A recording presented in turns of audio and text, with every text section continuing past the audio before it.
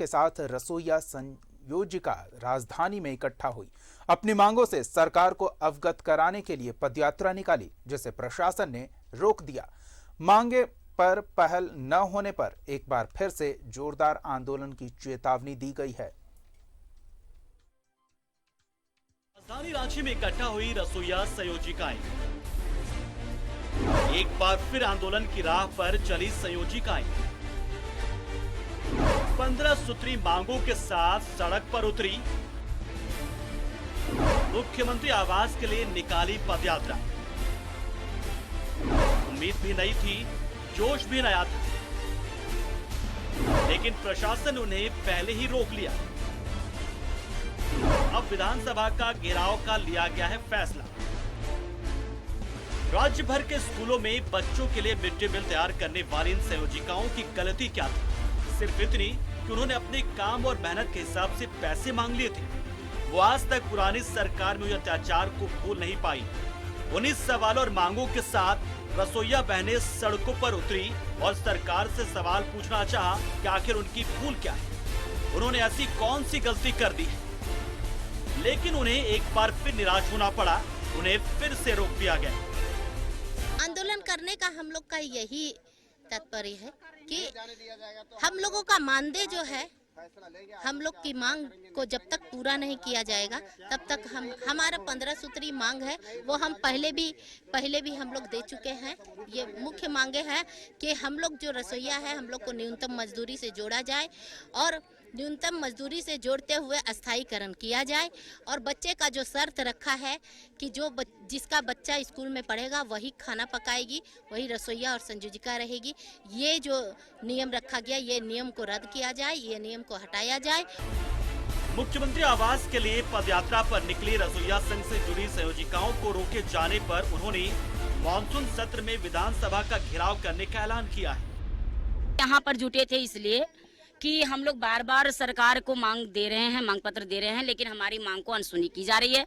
हम लोग एक पदयात्रा के इति पर हम लोग निकले हुए कि हम लोग सामूहिक पदयात्रा करके सरकार से बात करेंगे।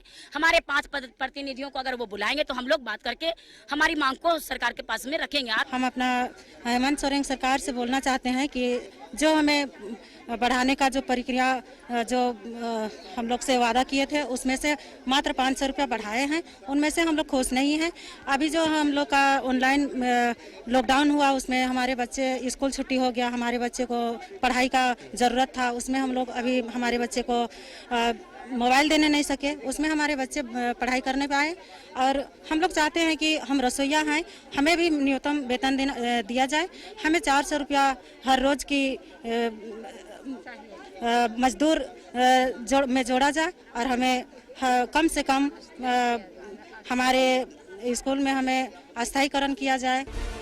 महज 2000 रुपए के मानदेय पर काम करने वाले इन सेविकाओं को अपने काम और मेहनत के अनुसार मानदेय को बढ़ाने की मांग करना उनके लिए भारी पड़ गया है। पुराने सरकार में पिटाई भी हो गई और केस भी हो गए।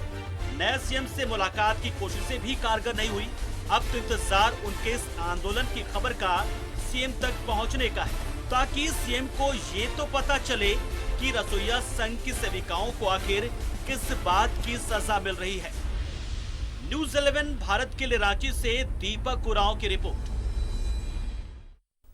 तो संयोजिकाएं नाराज दिख रही हैं, मुख्यमंत्री से गुहार लगा रही हैं अपनी मांगों को लेकर। हमारे संवाददाता दीपक और अधिक जानकारी के साथ जुड़ रहे हैं, उनसे जानते हैं किस तरह से ये उग्र हो गई, चेतावनी दे चुकी हैं कि अगर जल्द मांगों पर फैसला न होगा तो विधानसभा का भी घेराव करेंगे। जी दीपक।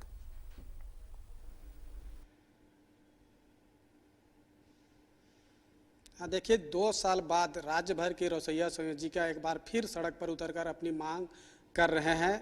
इन लोगों की 15 सूत्री मांगे हैं और ये आज रांची के मोराबादी मैदान में जुटे थे और राज्य सरकार को अपनी मांग से अवगत कराने के लिए पदयात्रा निकाले थे, जिसे प्रशासन के द्वारा मोराबादी मैदान में ही रोक दिया गया।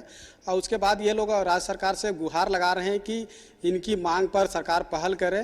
तो जिस तरह से 2 साल पूर्व रघुवर शासन काल में भी इन लोगों ने राजभवन के समक्ष एक लंबे समय तक आंदोलन किया था और अपनी मांग को लेकर सरकार से अवगत कराने की कोशिश की थी, लेकिन पूर्व की सरकार में इन लोगों की मांग को नज़रअंदाज किया गया और इनकी मांग पर किसी तरह का कोई पहल नहीं हुई। वहीं विपक्ष में रहे जो वर्तमान में हेमंत सोरेन की जो सरकार चल रही है, इन्होंने उन लोग रसोइया संयोजकों को आश्वासन दिया था कि जैसे ही गठबंधन की सरकार बनेगी इन लोगों की प्रमुख मांगों पर पहल की जाएगी। लेकिन 2 साल बीत जाने के बाद भी इन लोगों की मांग पर पहल नहीं हुई। यही वजह है कि राज्य भर से रसोइया संयोजिका आज मोराबादी मैदान में जुटकर सरकार को अपनी मांग से अवगत कराने की कोशिश कर रहे हैं। रसोइया संयोजिका की अगर मुख्य मांग की बात करें तो ये लोग अस्थायीकरण के साथ समान काम का समान वेतन देने की मांग कर रहे हैं और जिन रसोइया संयोजिका की कार्य मुक्त कर दिया गया है उन्हें पुनः बहाल की जाए, इसकी ये लोग मांग कर रहे हैं। साथ ही साथ 2 साल पूर्व जब पुलिस के साथ इन लोगों की झड़प हुई थी और उसमें रसोइया संयोजिका के ऊपर जो FIR दर्ज हुए थे उन्हें वापस लेने की ये लोग मांग कर रहे हैं। तो इस तरह के लगभग 15 सूत्री मांगे हैं इन लोगों की और इस मांग को लेकर सरकार से गुहार लगा रहे हैं।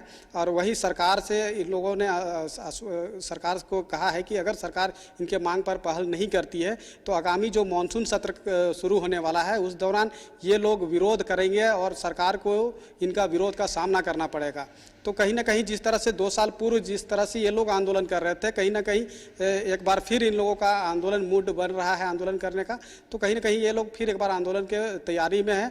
और रसोइया संयोजिका का अगर बात करें तो राज्य की जो महत्वाकांक्षी योजना होती है राज्य सरकार की, मिड डे मील, उसको संचालित ये लोग करते हैं और इन लोगों को मात्र प्रति माह 2000 रुपया की मानदेय मिलती है, जिससे इन लोगों की घर परिवार चलाने में काफ़ी दिक्कतें आती है। और जिस तरह से ये लोग बच्चों को, जो नन्हे बच्चे सरकारी स्कूल में आते हैं, उन्हें खाना बनाकर खाना खिलाने का काम करते हैं, तो वैसे में इन लोगों को एक काफ़ी कम आमदनी मिलती है, जो मजदूरी है वो काफ़ी कम मिलती है।